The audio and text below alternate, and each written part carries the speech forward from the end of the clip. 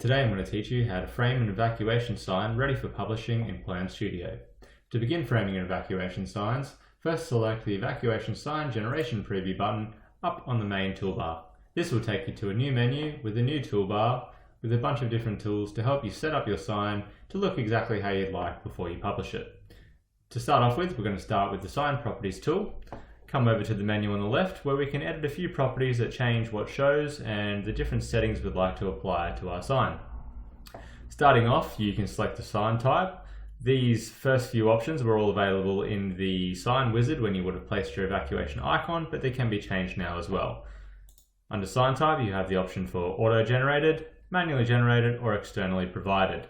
Auto-generated is the only option that will allow you to publish a sign. You can also set an orientation.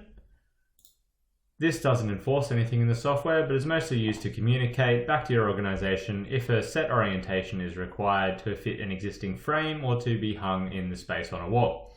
Next, you can set a Cyan Reference.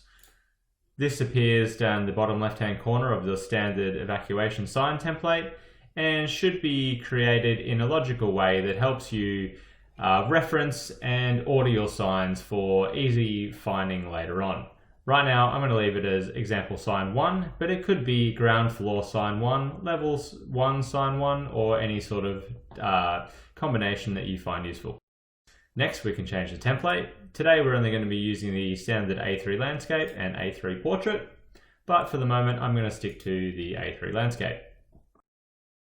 Next, we have some options for how we would like our legend to be laid out. We can choose to show all icons that appear on the floor plan, or only the ones that are currently visible. By selecting visible icons only, if I crop out a section of my floor plan and remove an icon, you'll see that icon is automatically removed from the legend. And if I drag it back, it will appear. For right now, I'm just going to show all icons. This setting is usually used for very large floor plans where you might have a legend that gets too large and shows unnecessary and irrelevant icons. Next, you have the final exit mode.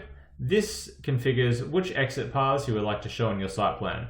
Automatic will automatically detect which paths are being used on the floor plan and reflect that on the site plan using the portal system.